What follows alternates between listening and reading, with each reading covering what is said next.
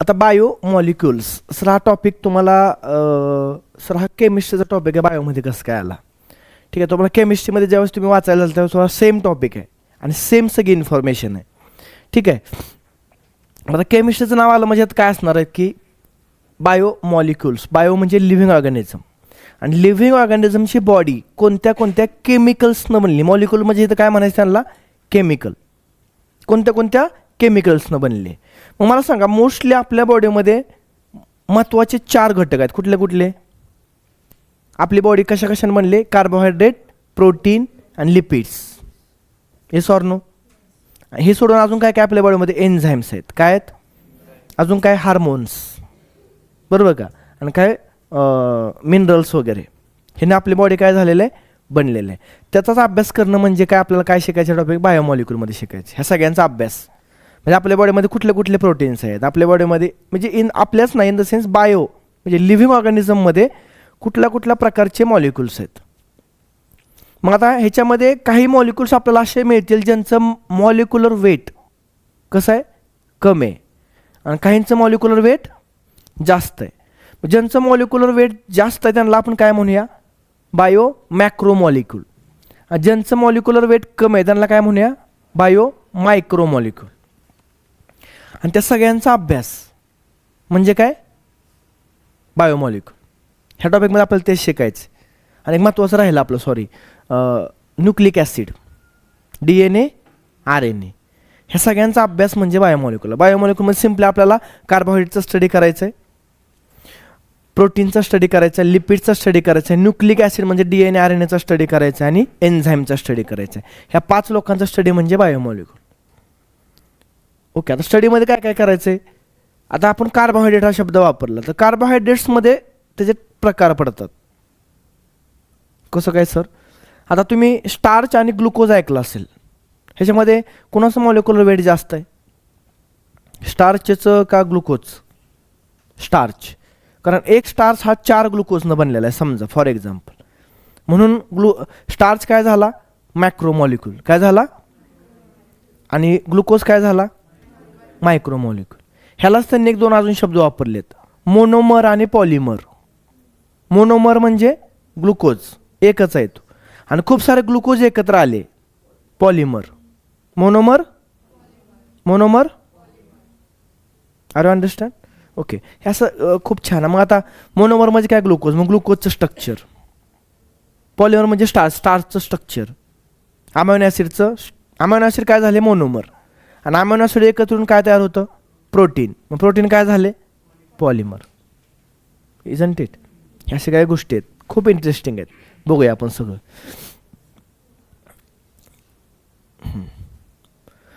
बघा, biomolecule are chemical compounds found in living organism. Simple आहे, कळलं तुम्हाला हे? हां, लिव्हिंग ऑर्गॅनिझममध्ये सापडणारे chemical compounds. They include organic and inorganic compounds. आता ऑर्गॅनिक म्हणजे काय? ज्याच्यामध्ये कार्बन असतो. Carbon containing compounds are called as. आणि कार्बन नसलेल्या कंपाऊंडला काय म्हणायचं? सिम्पल, बरोबर.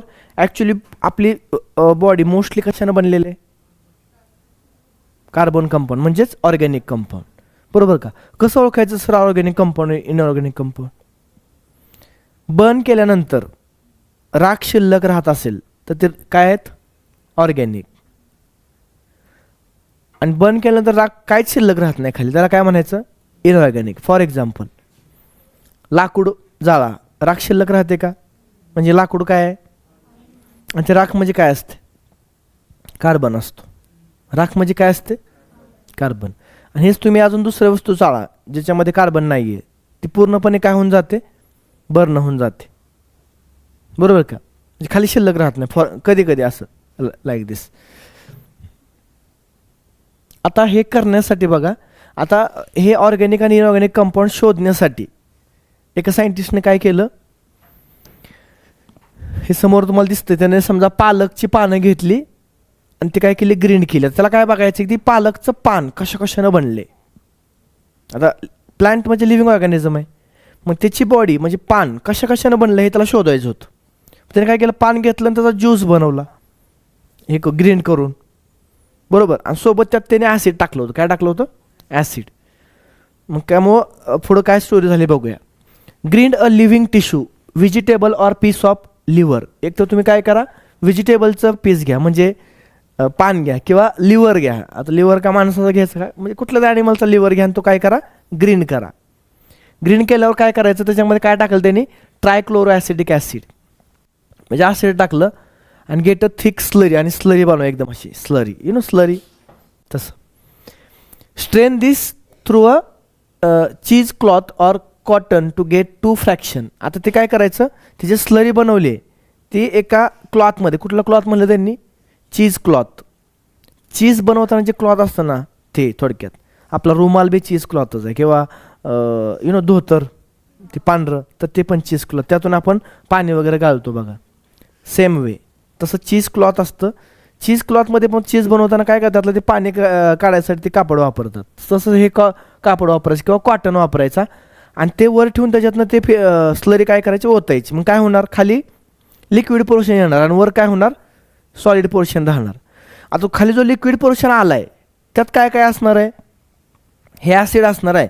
आणि ॲसिडमध्ये जे काही सोल्युबल गोष्टी आहेत त्या कुठे येणार बघा. तुम्ही ग्रीन करताना काय झालं, हे ज्यावेळेस ग्रीन करत होतं त्यावेळेस काय झालं, ह्या पानामधलं जे काय ॲसिड सोल्युबल गोष्टी आहेत त्या कुठं सोल्युबल झाल्या, ॲसिडमध्ये.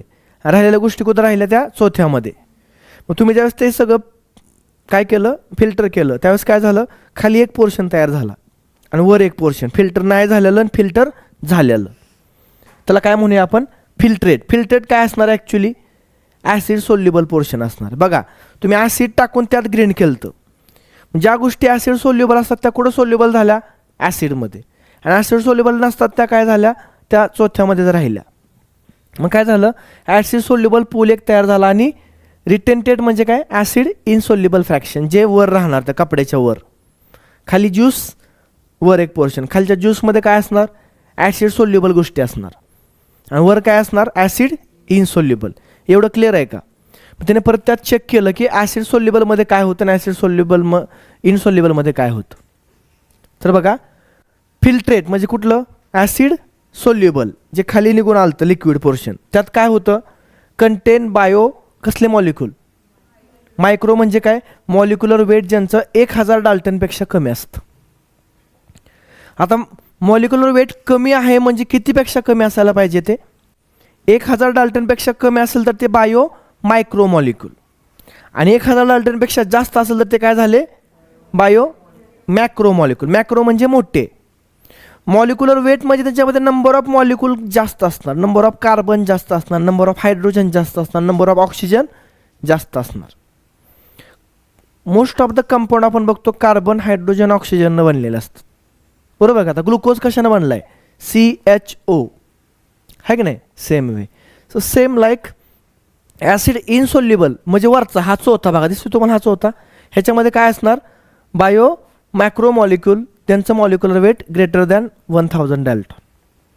So bio micro, bio macro. मायक्रोमध्ये कोण असणार, ॲसिड सोल्युबल म्हणजे फिल्ट्रेट म्हणजे काय. आता हे तुम्हाला एवढं हायलाईट करून का सांगतोय, तुम्हाला ते विचारतात फिल्ट्रेटमध्ये काय सापडतं, बायो मायक्रो मॉलिक्यूल. का त्यांना बायो मायक्रो का म्हणायचं, मॉलिक्युलर वेट लेस दॅन 1000, आणि बायो मॅक्रो का म्हणायचं, ग्रेटर दॅन.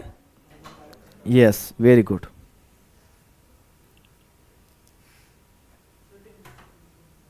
मी फक्त फॅनच लावला, AC लावलाच नाही, ठीक आहे, कारण हे पूर्ण रूम बंद आहे, हवा आता आली पाहिजे ना, मग ते AC चालूच केला नाही. ह्या दोन्ही गोष्टी समजल्या का तुम्हाला. आता आपल्याला बघायचं की ह्याच्यामध्ये बायो मायक्रो मॉलिक्यूल कोण कोण आहेत आणि बायो मॅक्रो कोण कोण आहेत. चला चेक करूया. हे बघा अजून काय प्रकार आहेत बघा. आता जसं आपण मगाशी काय बघितलं, ते ग्रीन करून आपण त्यात बायो मॅक्रो आणि बायो मायक्रो काढले. आता आपण ह्याच्यामध्ये अजून कुठल्या पद्धतीनं आपण चेक करू शकतो की ऑर्गॅनिझम कशानं बनलं आहे, त्याची बॉडी कशानं बनली. काय करायचं मग, वे अ लिव्हिंग टिश्यू म्हणजे पान घेतलं आपण, पान ओलं पान, हिरवं पान घेतलं, त्याचं वजन केलं, त्याला कसलं वजन म्हणायचं, वेट का म्हणायचं, ओलं असताना आपण वजन घेतलं आणि नंतर काय करायचं, ते पान ड्राय करायचं आणि त्याचं वजन घ्यायचं, त्याला काय म्हणायचं, ड्राय वेट. म्हणजे ते पान पान उन्हात ठेवलं काय होणार, वॉटर इव्हॅपरेट होणार त्याचं. मग ड्राय वेट घ्यायचं आणि हे. मग ड्राय वेटनं काय करणार तुम्हाला, ॲक्च्युअल त्याच्यामध्ये काय काय आहे, कारण वेटमध्ये काय असतं, पाण्याची क्वांटिटी कमी जास्त होऊ शकते. ड्रायमध्ये काय असतं, कॉन्स्टंट क्वांटिटी. आता वाळलेल्या पानामधून आता काय कमी होत नसतं, बरोबर का. किंवा जर तुम्ही काय केलं, पान काय केलं, जाळलं, it is fully burn to oxidize all carbon compounds to gaseous form, म्हणजे CO2 and water vapour, it forms ash. तर तुम्ही काय केलं, ड्राय वेट घेतलेलं जे पान आहे ना, त्याला काय केलं तुम्ही, फुल्ली बर्न केलं. तर फुल्ली बर्न आणि पार्शियली बर्न काय असतं, तर तुम्ही हवेत जाळलं तर ते फुल्ली बर्न होतं का, ऑक्सिजन असतो. मोर ऑक्सिजन कंप्लीट बर्निंग, लेस ऑक्सिजन इनकम्प्लीट बर्निंग. आपल्या गाडीचा फिल्टर जर खराब झाला तर गाडी धूर मारायला लागते, आणि धूर म्हणजे काय असतो, इनकम्प्लीट ऑक्सिडेशन, CO असतो. CO कंप्लीट ऑक्सिडेशननं काय तयार होतं, CO2, आणि इनकम्प्लीट ऑक्सिडेशननं काय तयार होतं, CO कार्बन मोनॉक्साईड. तो हार्मफुल असतो आपल्या बॉडीला, बरोबर का. मुद्दा कळतोय का. फुल्ली बर्न केलं, बर्न झाल्यावर काय झालं की जळताना त्यातला कार्बन आणि ऑक्सिजन एकत्र येऊन कार्बन डायऑक्साईड निघून गेला, वॉटर निघून गेलं, आणि जे शिल्लक राहतं ना खाली ते काय असते, ॲश. ॲशमध्ये काय काय असतं, मग तुम्ही ॲश चेक केली बाबा. आता तुम्ही कार्बन काढून टाकला, बर्न करून कार्बन काढून टाकला, आता त्या राखेमध्ये जे शिल्लक राहतं ते काय असतं, तर ते इनऑर्गॅनिक असतं. Ash content inorganic elements. कुठले असतात त्या राखेत, तुम्हाला काय काय सापडेल, calcium, magnesium, sodium, potassium and inorganic compounds like SO4, PO4, NaCl, CaCO3 etcetera. या सगळ्या गोष्टी तुम्हाला कुठं सापडतील, ॲशमध्ये. म्हणजे ॲशमध्ये काय असतं, इनऑर्गॅनिक एलिमेंट्स काय असतात, कारण ऑर्गॅनिक एलिमेंट्स काय झाले, निघून गेले. कुठल्या फॉर्ममध्ये, CO2 अँड वॉटरच्या फॉर्ममध्ये. म्हणजे अशा पद्धतीनं तुम्ही ऑर्गॅनिक एलिमेंट्स कसे काढले, ते मागच्या मेथडनं काढले, मॅक्रो आणि मायक्रो. तुम्ही इनऑर्गॅनिक मिनरल्स कसे काढणार आहे, ॲश बर्निंग मेथड. कुठली मेथड समजते का, पुढं जाऊया आपण. ह्याच्यात काय डाऊट्स तुम्हाला. चला मग आता आपली बॉडी कुठल्या कुठल्या एलिमेंट्सनं बनली आहे बघूया. आता एक महत्त्वाचा मुद्दा काय आहे बघा,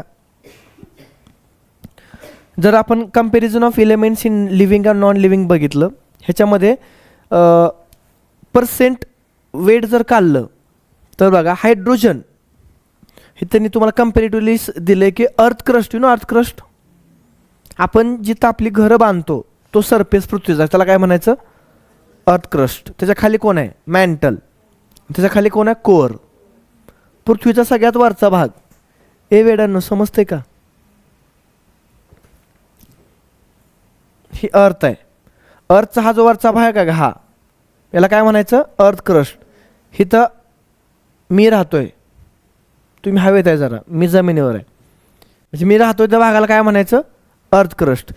मग ह्या जमिनीवरची जी माती घेतली त्यात चेक केली तर तुम्हाला त्यात हे सापडेल. नंतर 2 नंबरला कुठला लेअर असतो, मॅन्टल, आणि 3 नंबरला कोअर, हा कोअर असतो. ह्याच्यामध्ये मोस्टली काय असतं, निखेल आणि फेरस. हे दोघंच कामं आत गेले असतील कोअरमध्ये, सांगा बरं.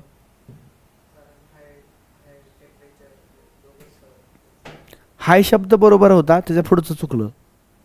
हाय काय, वजन जास्त असतं त्यांचं. ज्यावेळेस पृथ्वी तयार झाली, पृथ्वी कशापासून तयार झाली, ते नेबुला वगैरे काय काय फुटलं वगैरे, गॅसेस डस्ट एकत्र आले वगैरे म्हणतात.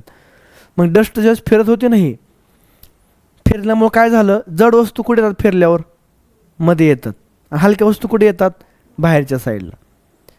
मग त्या हलक्या वस्तूंनी काय झालं, ॲटमॉस्फिअर तयार झालं, त्यात गॅस वगैरे आहेत. आणि सगळ्यात जड वस्तू कुठे गेल्या, मध्ये. जड कोण होतं, निकेल आणि फेरस. ह्यानं कोर बनलेला आहे, निफे म्हणतात त्याला. मग जेवढ्या हलक्या वस्तू कुठं आल्या, मॅन्टल, आणि अजून हलक्या कुठं आल्या, येस समजते का. यस सर, तुम्हाला जॉग्राफी पण छान येते शिकवतं, म्हणा की छान येत आहे का. ओके, तुम्हाला हा कॉन्सेप्ट माहीत होता का, कुठला कॉन्सेप्ट काय असतं कोअरमध्ये, का म्हणते ते गेलं ते एक नंबर अनुष्का, काय एवढं हुशार आहेस तू यार. बरोबर आहे का. हायड्रोजन अर्थक्रस्टमध्ये किती आहे 14. ह्युमन बॉडीमध्ये कार्बन 0.03. बॉडीमध्ये आपली बॉडी कार्बननं बनलेली आहे. ऑक्सिजन 46. तिकडे किती आहे नायट्रोजन, तिकडं तिकडं का म्हणून 3.3 असेल रे. प्रोटीन, आपली बॉडी प्रोटीननं बनली का नाही, येस म्हणून. सल्फर 0.03. तिकडं सोडियम 2.8. तिकडं कॅल्शियम 3.6. तिकडं 1.5. मॅग्नेशियम 2.1 0.1. सिलिकॉन 2.7 27.7. तिकडं निग्लिजिबल असतं. कधी कधी विचारतील तुम्हाला हे चार्ट पाठ करायचं, ठीक आहे, कधी कधी विचारतील. चला ह्याच्यामधला पहिला पॉईंट बघूया आपण. कसले मॉलिक्यूल, बायो मायक्रो मॉलिक्यूल. बरं हा पॉईंट नवीन चालू झाला का तोच सेमच आहे, त्यातच कंटिन्यू आहे ना, एकच पॅरेग्राफ आहे ना, ठीक आहे. चला आता जसं तुम्हाला काय गोष्टी क्लिअर झाल्या की बायो मायक्रो मॉलिक्यूल म्हणजे काय आणि बायो मॅक्रो म्हणजे काय. बायो मायक्रो म्हणजे काय, ज्यांचं मॉलिक्युलर वेट 1000 पेक्षा कमी असतं. ते ॲसिड सोल्युबल आहेत की इनसोल्युबल आहेत, सोल्युबल आहेत, बरोबर का. आणि ते फिल्ट्रेट की नॉन फिल्ट्रेटमध्ये असतात. फिल्ट्रेट ते कशामध्ये येतात, येस हे विचारतात तुम्हाला बरं का. बायो मायक्रो ते हे असतात बघा. Molecular weight of bio micromolecule, micromolecules or biomolecules म्हणतात त्यांना. ते कुठं सापडते आपल्याला, found in the acid soluble pool. कुठं सापडले आपल्याला ते acid soluble pool. Range from, त्यांचं मॉलिक्युलर वेट किती आहे बघा, 18 ते 800 डाल्टन. सापडत नाही का हे, नसेल तर लिहा, असेल कुठं तर असेल ते बुकमध्ये. तुम्हाला कसं आहे बुकमध्ये ते प्रॉपर नोट्स नाही येतच, कुठूनही कुठं स्टार्ट होतं कुठे बी एंड होते. सो ज्यांचं मॉलिक्युलर वेट किती 18 ते 800च्या मध्ये आहे, कारण 1000च्या वर गेलं काय होते ते मॅक्रो होते. मग हे काय आहे 18 ते 800च्या मध्ये बायो मायक्रो मॉलिक्यूल.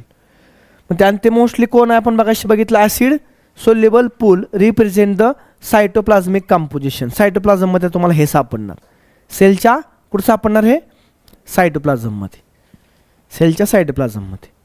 सर कसं काय सेलच्या सायटोप्लाझममध्ये जाणार, तर हे तुम्ही जर चेक केलं तर हे सगळे कोण आहेत, हे सगळे असे मॉलिक्युल आहेत ज्यांचं डायजेशन झालेलं असतं. सगळे कधी तयार होतात आफ्टर डायजेशन. बघा ना, आपण कार्बोहायड्रेट खाल्लेलं असतं, आपण स्टार्च खाल्लेलं असतं, आपली बॉडी त्याला कशामध्ये कन्वर्ट करते, शुगरमध्ये म्हणजे ग्लुकोजमध्ये. आपण प्रोटीन खातो, आपली बॉडी त्याला कशामध्ये कन्वर्ट करते, बरोबर का. आता लिपिडचं डायजेशन होऊन फॅटी ॲसिड बनत असतात. आता लिपिड एवढा मोठा असून पण लिपिडला कशामध्ये ठेवला आहे त्यांनी, बायो मायक्रोमध्ये. का सर, त्याचं मॉलिक्युलर वेटच काय आहे 800पेक्षा कमी आहे, म्हणजे 1000पेक्षा कमी आहे. म्हणजे ॲक्च्युली प्रोटीन कार्बोहायड्रेट ह्यांना सेपरेटली काढले ना त्यांनी, हे ते लिपिडला का ठेवले मॉलिक्युलर वेटमुळं. शुगर म्हणजे कोण माहिती आहे का बाळांनो, स्टार्च ही शुगर नाही आहे. शुगर म्हणजे simple sugar like glucose fructose, no sucrose पण वर जाते. सुक्रोज म्हणजे 2 ग्लुकोज असतात. सगळ्या मोनोमर बघायचं आपल्या सगळ्या कसला, सिंगलवाले. हे सिंगल म्हणजे ग्लुकोज येतं, फ्रुक्टोज येतं, ग्लायकोजन येतं, ह्या 3 येतात ह्याच्यामध्ये, कशामध्ये शुगरमध्ये, कळलं का.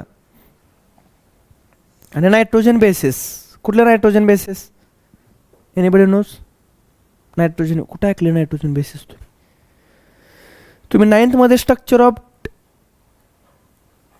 DNA शिकलाय का, ॲडेनिन गॉनिन सायटोसिन थायमिन. हां सर, त्यांचं नाव माहिती आहे तुम्हाला, पण त्यांना नायट्रोजन बेस म्हणतात हे माहीत नाही का, तर ते आहेत बघा नायट्रोजन बेस.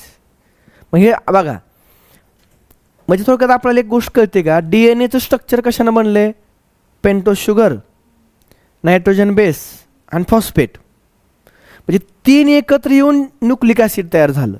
म्हणून न्यूक्लिक ॲसिडला आपण काय म्हणतो, बायो मॅक्रो मॉलिक्यूल.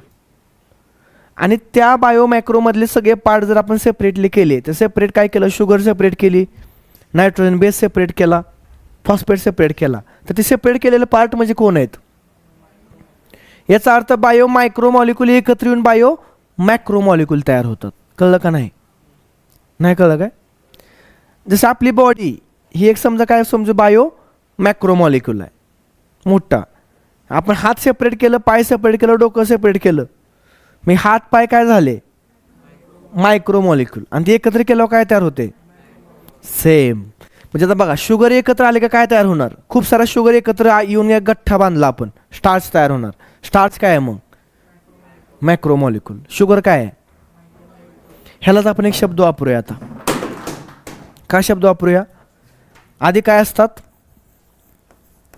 मोनोमर. काय असतात, हे मोनोमर आहेत, हे कोण आहेत, आणि तेच मोनोमर एकत्र येतात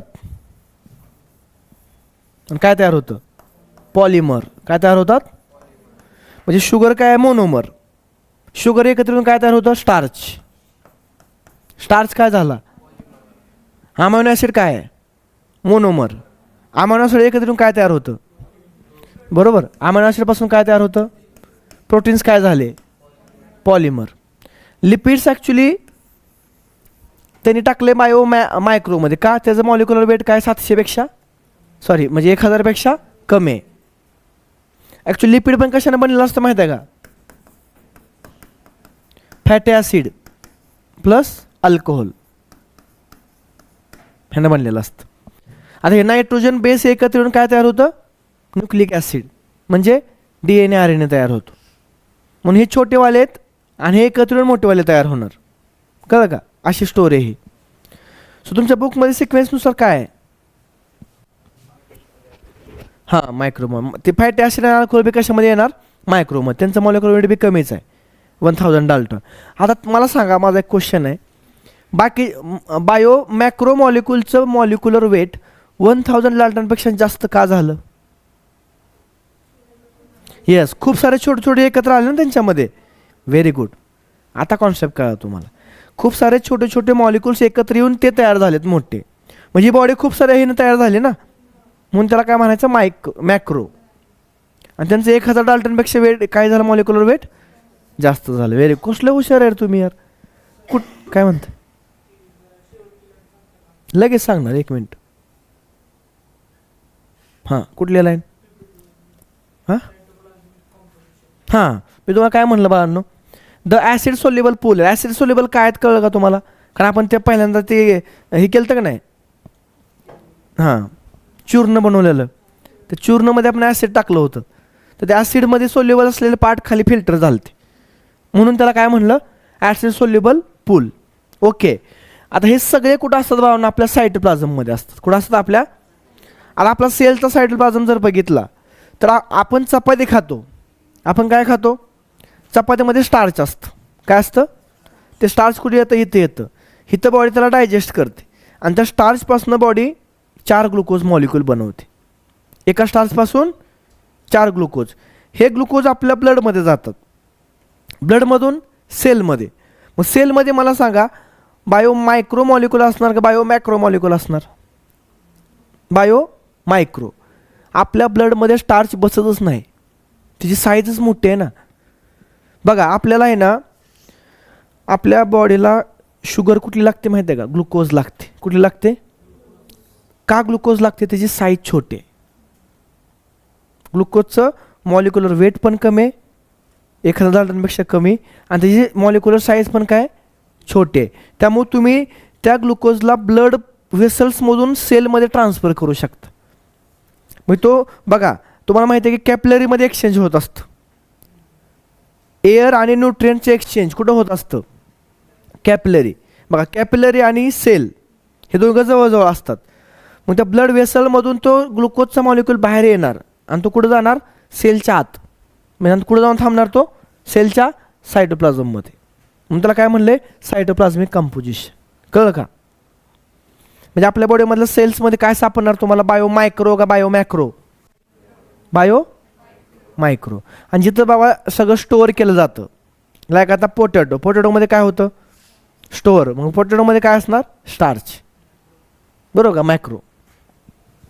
आता कळली का लाईन, बोल की. हां बरोबर. हां आता बघा, ग्लुकोज आणि फ्रुक्टोज हे दोघं एकमेकाचे आयसोमर आहेत. कोण आहेत? त्यांचं same molecular formula but different structural formula, एवढंच आहे. मग ते थोडं वेगळ्या पद्धतीने डायजेस्ट केलं जातं, पण ते केलं जातं डायजेस्ट. आता आधी बघूया आपण, आहे का तुमच्या बुकमध्ये अमायनो ॲसिड पासून सुरुवात?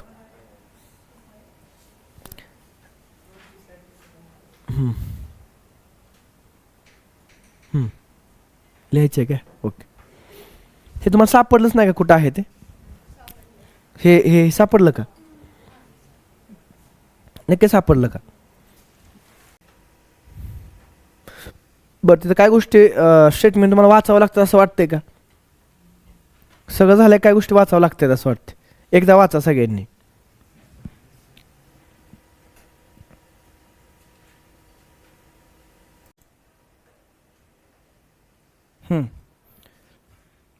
तर पहिलं मॅक्रोमॉलिक्युल आहे, सॉरी मायक्रोमॉलिक्युल अमायनो ॲसिड.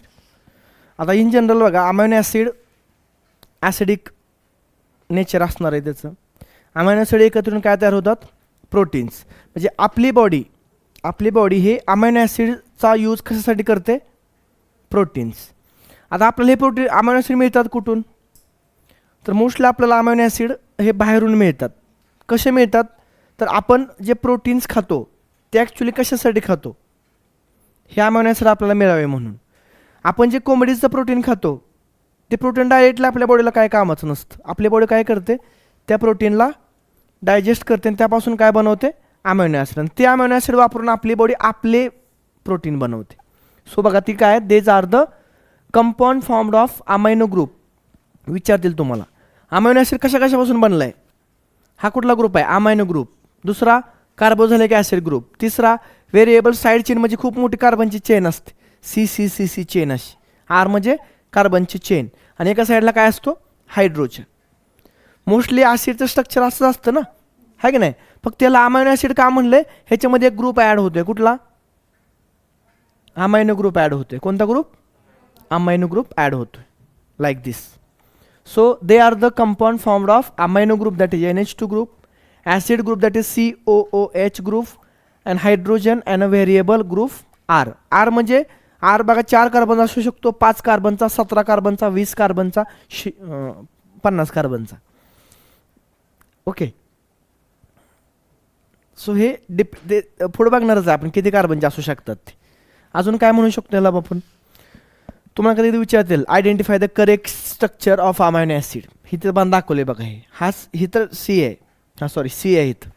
इकडे कोण आहे, amino group, variable side chains, oxygen group आणि OH, हा OOH ग्रुप कार्बन ॲसिडचा. Amino group and acid are attach to the same carbon atom. त्यालाच काय म्हणले, अल्फा. म्हणून ह्या कार्बनला काय म्हणायचं, अल्फा कार्बन. का, ह्यालाच काय जोडलाय, अमायनो ग्रुप, यालाच काय जोडलाय, कार्बोझायलिक ग्रुप. कळतंय का मित्रांनो? ओके.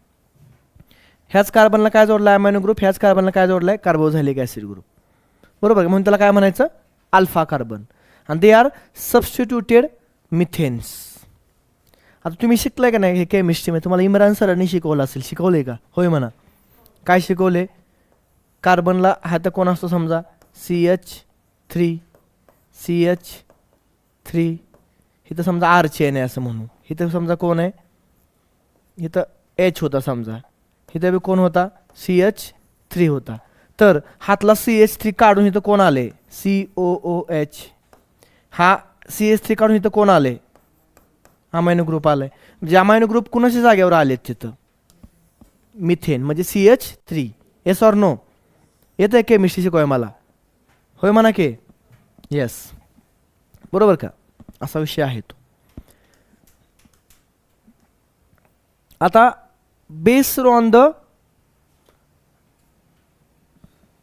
कॉम्पोनंट त्याचे किती प्रकार पडतात बघा, 3 प्रकार पडतात. कुठले कुठले, hydrogen containing amino acid, R containing हे कोण आहेत ॲलिनिन आणि RCH2OH इन सेरिन. आता ह्याच्यामध्ये हायड्रोजन कुठं असतो, आर इज इक्वल, तर बघ इथं आर फक्त बदलणार, इथं आर कोण आहे एच आहे, त्याला काय म्हणायचं hydrogen containing glycine. Which of the following amino acid containing hydrogen in replace of R, glycine. हे तारच्या ठिकाणी कोण आहे मिथेन आहे, कोण आहे त्याला काय म्हणायचं ॲलेनिन. मिथेन कंटेनिंग अमायनो ॲसिड, बरोबर का. इथं कोण आहे CH2OH, अल्कोहोल आहे, तो कोण आहे आता हा alcohol containing amino acid, OH CH2OH group आहे सेरिनमध्ये. हे तुम्हाला मॅच द पेअरला विचारतील. तुमच्या बुकमध्ये हे डायग्राम दिलेत का, दिलेत ना, कळलं तुम्हाला हे तुमच्या बुकमध्ये डायग्राम दिलेत का ह्या. आपल्याकडे जवळपास 20 टाईपचे अमायनो ॲसिड आहेत. किती प्रकारचे 20 different types of amino acid. आता हे अमायनो ॲसिडचे टाईप्स आधी महत्त्वाचे 2 टाईप्स आहेत बघायचे, कुठले कुठले सांगतो. इसेन्शियली अमायनो ॲसिड आणि नॉन इसेन्शियल अमायनो ॲसिड. कुठले इसेन्शियल म्हणजे कुठले, हॅलो एक वाजता आलं तर चालेल का, बरं ठीक आहे. आधी मी काय सांगितलं इसेन्शियल अमायनो ॲसिड आणि non essential amino acid. Essential म्हणजे काय, जे आपली बॉडी बनवत नाही, म्हणजे आपल्याला कुठून घ्यावे लागतात बाहेरून. आणि नॉन इसेन्शियल म्हणजे काय, जे आपली बॉडी स्वतः बनवते. ते इथे तुम्हाला दिले, तुम्हाला कुठलं दिले ऑन द बेसिस ऑफ, बघा हे कुठलं आहे on the basis of acidic, basic और न्यूट्रल. हे विचारले खूप वेळा बरं का, पाठ करायचे, हे मॅच द पेअरला खूप वेळा आले. अमायनो ॲसिड 3 प्रकारचे आहेत, acidic amino acid, basic amino acid आणि न्यूट्रल अमायनो ॲसिड. ॲसिडिक कुठले आहेत गौतमी पाटील कसे आहे ॲसिडिक, ट्रिक आहे बरं का, लक्षात ठेवा. तुम्ही सांगेल सर ट्रिक वगैरे सांगा. सो एक ट्रिक सांगतो महत्त्वाची, कुठली ग्लुटामिक ॲसिड कसलं टाईपचं ॲसिड आहे ॲसिडिक आहे, गौतमी पाटील ॲसिडिक. मला सांगा आपल्यामध्ये बेसिक गोष्ट काय असते लाजणे. लायसिन म्हणजे काय बेसिक गोष्ट, प्रत्येक माणूस लाजतो. सो बेसिक अमायनो ॲसिड कुठला आहे लायसिन. आणि तिसरं न्यूट्रल अमायनो ॲसिड कुठला व्हॅलिन, neutral व्हॅलिन. Some amino acids are aromatic म्हणजे ज्यांचा स्मेल येतो, ज्यांचा काय येतो स्मेल. पण स्मेलपेक्षा लक्षात ठेवा, ते ॲरोमॅटिक म्हणलं का तिथं काय असतं रिंग असते, हा बेन्झिन रिंग असते. So some amino acids are aromatic, example tyrosine, phenylalanine and tryptophan. कळतंय का ट्रिप्टोफॅन. ठीक आहे, हे पाठ झालं तुमचं. ठीक आहे, इथं थांबूया आपण. उद्या तुम्हाला राहिलेलं अमायनो ॲसिडबद्दलच्या गोष्टी सांगतो. सध्या फक्त आज एकच लक्षात ठेवा, acidic amino acid glutamic acid. Basic गोष्ट काय लायसिन आणि न्यूट्रल व्हॅलिन. चौथं एक टाईप ॲरोमॅटिक अमायनो ॲसिड कुठले आहेत tyrosine, phenylalanine and tryptophan. Okay yes, लगेच जाऊ नका, थांबा वाचा तोपर्यंत.